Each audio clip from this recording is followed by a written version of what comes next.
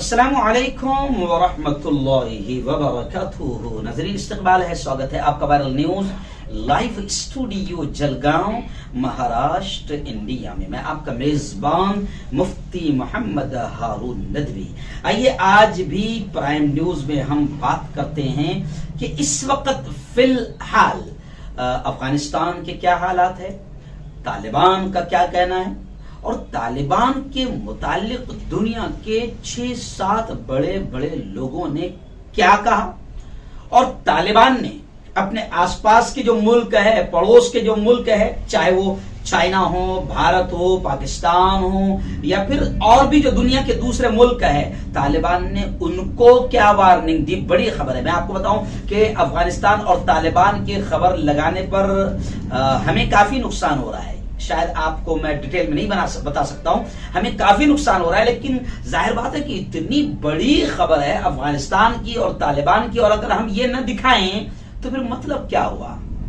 आखिर चैनल जब लेकर बैठे हैं, हालात जब आपको बताना चाहते हैं और हालात को बताना ही हमारा अपना कर्तव्य और हमारी अपनी जिम्मेदारी है। अब अफगानिस्तान की और तालिबान की खबर दिखाने पर हमें नुकसान पहुंचाया जा रहा है, लेकिन फिर भी हम आपको आज के क्या हालात है वो आपके सामने रख रहे हैं। तो पहली बड़ी बात मैं आपको बता दूं कि अफगानिस्तान में इस वक्त जंग के खात्मे का ऐलान तालिबान की तरफ से कर दिया गया।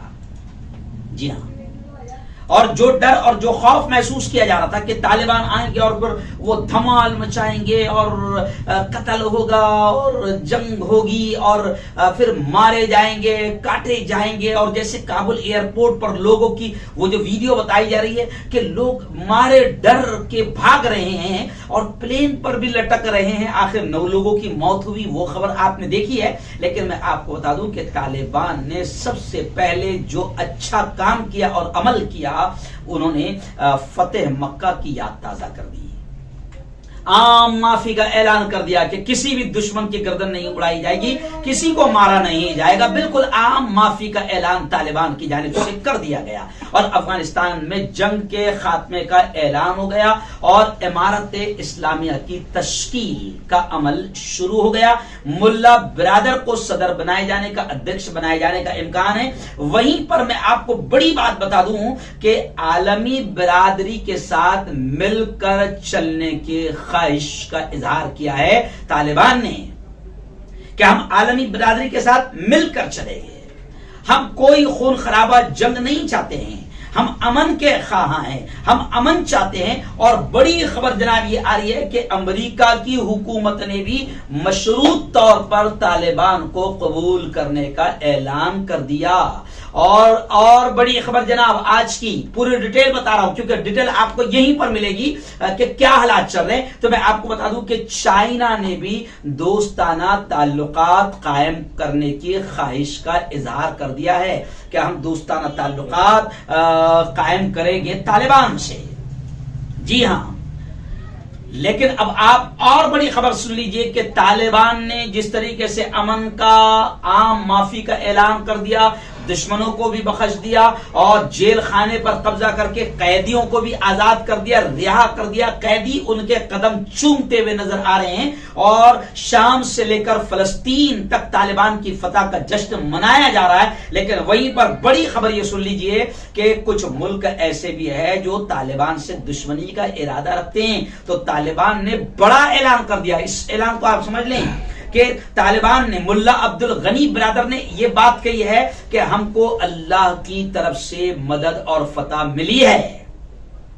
और फिर उन्होंने बड़ा ऐलान किया, हर मुल्क, आजू बाजू के जितने मुल्क है वो सब सुन लें कि तालिबान की नीयतों पर शक करके उनको गलत अंदाज में भी कुछ आतंकी मीडिया बयान कर रही है। लेकिन तालिबान ने साफ तौर से कह दिया कि हम किसी भी मुल्क के मामलात में मुदाखलत नहीं करेंगे। हम किसी भी मुल्क के, चाहे वो पड़ोसी मुल्क हो, चाहे दूर के मुल्क हो, हम किसी भी मुल्क के मामलात में मुदाखलत, इंटरफेयर नहीं करेंगे। हमें अपने अफगानिस्तान से मतलब है, हम अफगानिस्तान में अमन कायम करना चाहते हैं और अल्लाह और अल्लाह के रसूल के कानून के एतबार से यहां पर इस्लामी शरीयत और इमारत इस्लामिया कायम करना चाहते हैं। यहां पर बेहयाई आम नहीं होने देंगे, यहां पर नंगापन नहीं होगा, यहां पर शराब नहीं चलेगी, यहां पर जिना और बदकारी और हरामकारी के अड्डे नहीं चलेंगे।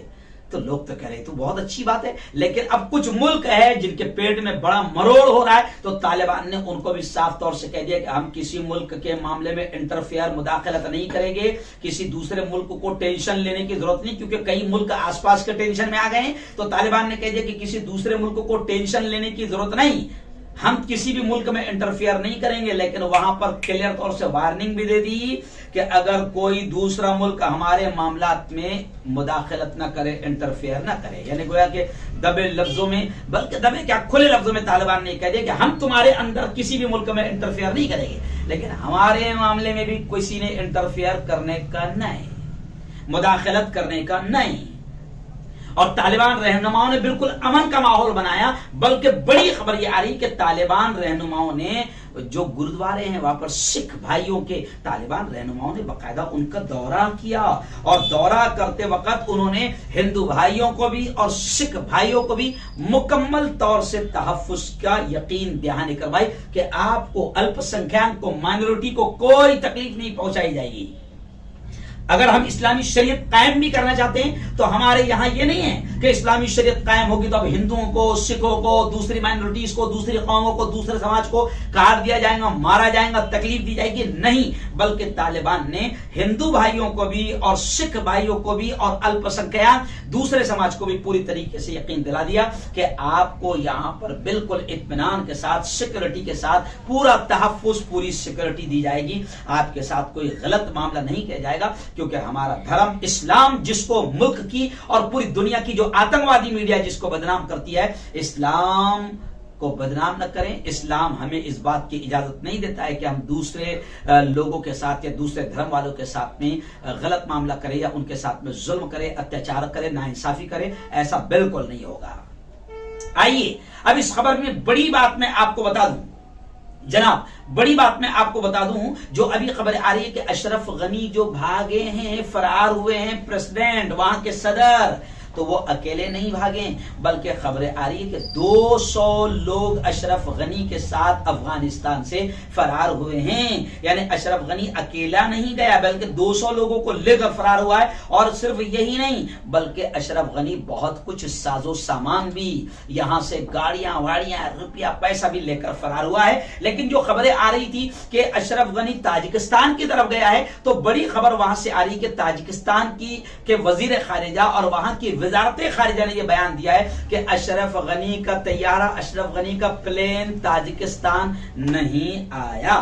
तो खैर अब कहां गया, अभी हालात जो भी रहेंगे हम आपको सामने बता देंगे। लेकिन अब आइए मैं आपको बता दूं कि रूसी वजीर खारिजा ने कहा कि अफगानिस्तान की हुकूमत को, यानी तालिबान की हुकूमत को हम तस्लीम करने में, कबूल करने में जल्दी नहीं करेंगे। और बरतानिया के वजीर आजम बोरिस जॉनसन ने यह कहा कि तालिबान को बतौर अफगानिस्तान की हुकूमत के तस्लीम नहीं करना चाहिए, कबूल नहीं करना चाहिए। तो मैंने कहा ना कि कुछ मुल्कों के पेट में जाहिर बात है मरोड़ भी हो रहा होगा, तो आप देख लिया, बरतानिया ने यह कहा, रूस ने यह कहा, लेकिन तालिबान ने यह कहा कि हम किसी के मामले में इंटरफेयर नहीं करेंगे और किसी ने हमारे मामले में इंटरफेयर करना भी नहीं।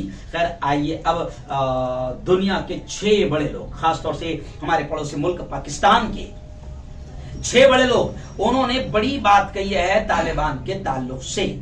क्या कहा ये भी मैं आपको पूरी खबर बता सकता हूं, बल्कि ये एक खबर का, प्राइम न्यूज का एक अलग से स्पेशली हिस्सा है।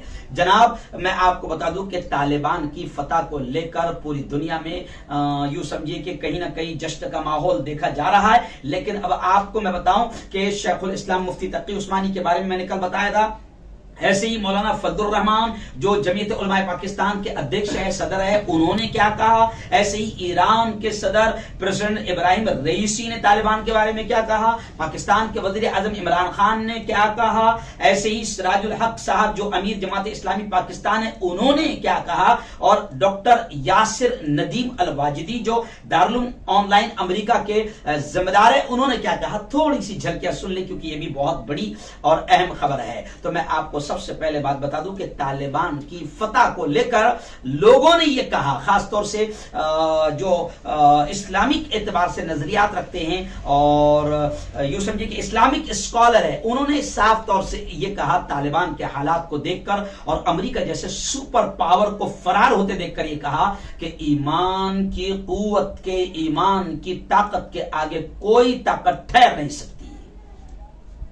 ईमान की ताकत के आगे कोई ताकत ठहर नहीं सकती, क्योंकि तालिबान के पास 20 साल तक बेचारे यूं समझिए कि कोई उनके पास बड़े हथियार नहीं, कोई ड्रोन तैयारा नहीं, कोई हुकूमत नहीं, कोई सपोर्ट नहीं, लेकिन उनके पास में सबसे बड़ा सपोर्ट था ईमान का, के पावर का। और ईमान की ताकत, ईमान का पावर ऐसा था कि वो जानते थे कि एक दिन हमें फतह जरूर मिलेगी और अल्लाह हमें मदद जरूर करेगा, क्योंकि हम जुल्म को खत्म करना चाहते हैं, जालिमों को खत्म करना चाहते हैं, नंगेपन को खत्म करना चाहते हैं, जिना, हरामकारी, बदकारी, शराबनोशी को खत्म करना चाहते हैं। हमारा यही मकसद है और हम जुल्म और जालिमों को खत्म करना चाहते हैं। आखिर ईमानी पावर था और 20 साल के बाद ही सही दुनिया की सुपर पावर ताकत ने घुटने ही नहीं टेकी, बल्कि वहां से भागने पर मजबूर हो गई। तो अब लोग कह रहे हैं कि ईमान की ताकत, ईमान का पावर तालिबान के पास था और ईमान की ताकत के आगे कोई ताकत ठहर नहीं सकती। अमेरिका कौन सी खेत की मूली है और दुनिया के दूसरे मुल्क कौन सी खेत की मूली है। आखिर लोग ये भी कह रहे हैं कि काबुल में जिस तरीके से अफगानिस्तान तालिबान दाखिल हुए हैं, उन्होंने नबी करीम सल्लल्लाहु अलैहि वसल्लम के दौर की यानी फतेह मक्का की याद ताजा कर दी है। तो आइए शॉर्ट में सुन लीजिए। शेखुल इस्लाम मुफ्ती तकी उस्मानी ने कहा कि काबुल में तालिबान के पुरअमन दाखिले और तालिबान ने जो आम माफी का ऐलान कर दिया और अमन की जमानत दे दी कि किसी को मारा काटा नहीं जाएगा, तो मौलाना तकी उस्मानी ने कहा कि आप लोगों ने फतेह मक्का की याद ताजा कर दी और यह भी कहा कि दुनिया भर की टेक्नोलॉजी से लेस ताकतों और मुल्कों को तालिबान जैसे खाली हाथ लोगों ने यह बतला दिया कि ईमान की कुव्वत और ताकत के आगे कोई ताकत ठहर नहीं सकती। और मौलाना ने बड़ा जुमला कहा जो पूरे आलम इस्लाम को समझना चाहिए। मौलाना ने कहा कि काश के आलम इस्लाम यानी इस्लामी मुल्क के तमाम सुपर पावर ताकत रखने वाले तालिबान के इस मोजिजे से सबक सीखे, क्योंकि इस्लामी मुल्क डर रहे हैं ना किसी से। यही वजह है कि परेशान हाल है और मारे जा रहे हैं, काटे जा रहे हैं। तो मौलाना तकी उस्मानी ने आलम इस्लाम को भी इशारा कर दिया कि जरा तालिबान से सबक सीखो। उनके पास ईमान था, ईमानी पावर था, ईमानी ताकत थी, अल्लाह की जात पर यकीन था। आखिर सुपर पावर को फरार होना पड़ा, भागना पड़ा, झुकना पड़ा, घुटने टेकने पड़े। तो आलम इस्लाम ने तालिबान से सबक सीखना चाहिए। आइए दूसरी बात, मौलाना फजलुर रहमान साहब जो जमीयत उलमाए इस्लाम पाकिस्तान के अध्यक्ष सदर है, उन्होंने कहा कि तालिबान के सियासी मौकफ की हम खुलकर तायीद करते हैं। और उन्होंने कहा कि अमेरिका ने हमला किया था, हमने मजलूम का साथ दिया। तालिबान की फतह पर खुश होना, मौलाना फजलुर रहमान ने कहा कि शरीयत का तकाजा है खुश होना।